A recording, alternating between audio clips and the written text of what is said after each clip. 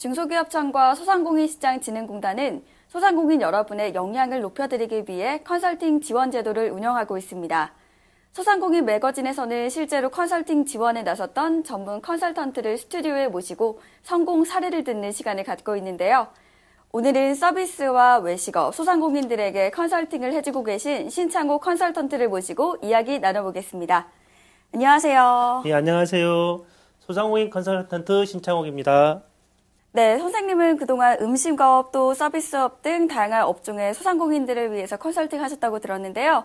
오늘은 어떤 컨설팅 사례를 소개해 주실 건가요? 네, 동네에 있는 그 조그마한 미용실 하나를 사례를 들려고 합니다.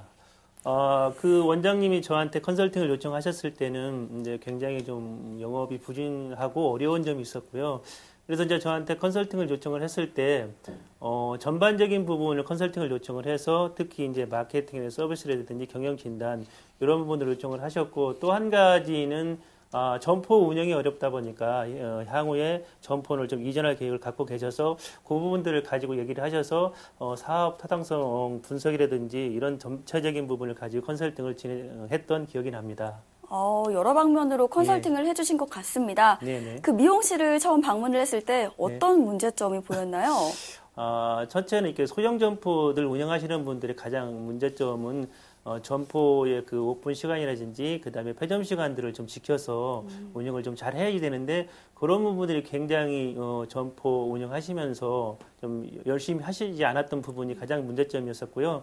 그다음에 이제 그런 문제점이 발생이 되면서 매출이 이제 계속 하락되는 부분이 있었습니다.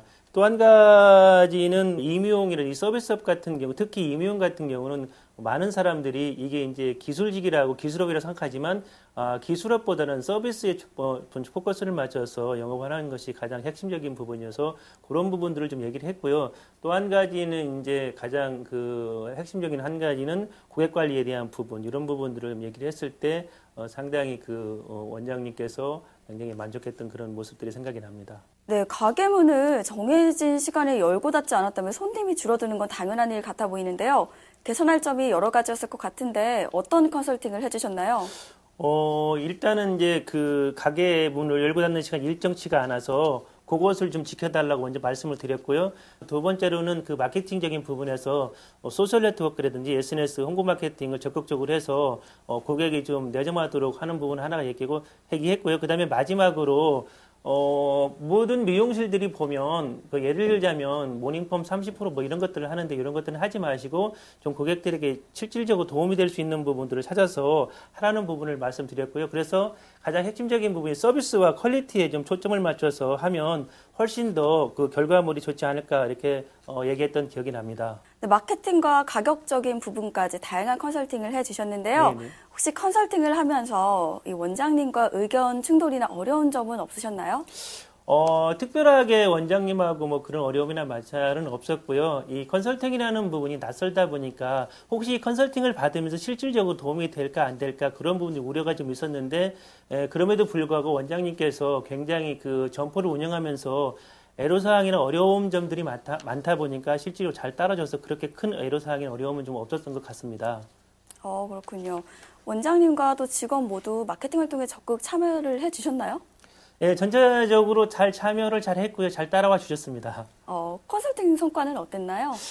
컨설팅 성과는 실질적으로 이제 점포가 저한테 의뢰했을 때 폐점해야 되겠다는 얘기도 실질적으로 해보셨고요. 그래서 제가 권유했던 부분은 점포를 이전해서 한번 해보면 어떻겠냐고 말씀을 드렸을 때에 원장님께서 그걸 흔쾌히 받으셔서 점포를 이전할 계획을 세우고 실질적으로 점포를 이전할 계획의 가장 핵심적인 부분이 기존에는 그 원장님께서 점포가 좀 입지가 좋은, 상권이 좋은 데서 하셨어요. 그래서 제가 이제 말씀드렸던 부분은 서비스업은 특히 임의용 같은 경우는 입지나 상권보다는 규모시설이 갖춘 데가 훨씬 더 고객들이 내점하는 데서 도움이 많이 되기 때문에, 인테리어적인 부분, 이런 부분도 중요하고, 그 다음에 기기나 시설 이런 부분도 중요하기 때문에 권리금을 좀 아껴서 A급 상권보다는 B급 상권으로 입지를 선정해 가면 어떻겠냐고 했을 때 그렇게 잘 따라와 주셨었습니다.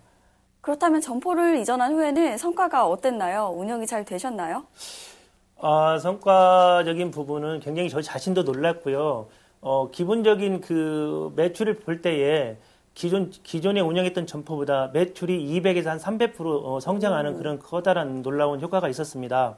2달 전에는 그래서 점포가 너무 잘 운영이 되다 보니까 점주분께서 2호점을 오픈할 정도로 점점 규모가 좀 커져가고 있습니다. 단시간에 큰 성과를 냈는데 컨설팅을 몇 차례를 해주신 건가요? 제가 기본적으로 한 4번 정도 방문한 것 같고요. 그 다음에 저희들이 이제 컨설팅이 끝나면 사후 관리라는 게 있습니다. 그래서 한 달에 한 번 정도 전화를 해서 상담하는 경우도 있고 직접 방문하는 경우도 있는데 이 점포는 제가 애착이 많은 점포라서 방문도 수시로 이렇게 하고 있습니다. 네, 비록 짧은 시간이었지만 높은 성과를 낼 수 있었던 이유가 사후 컨설팅까지 지속적으로 하신 덕분이 아닌가 싶습니다. 끝으로 경영에 어려움을 겪고 있는 소상공인 분들을 위해서 당부의 말씀 부탁드립니다. 네, 전체적으로 내수 경기가 굉장히 좀 안 좋습니다.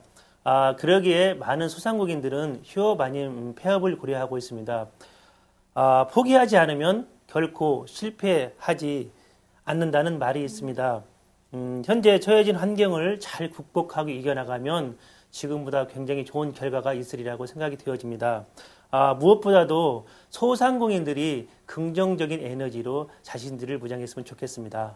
네, 포기하지 않으면 결코 실패하는 것이 아니다. 이렇게 말씀을 해주셨는데요. 그 말처럼 소상공인분들이 어려우시더라도 포기하지 않고 잘 극복하셨으면 좋겠습니다.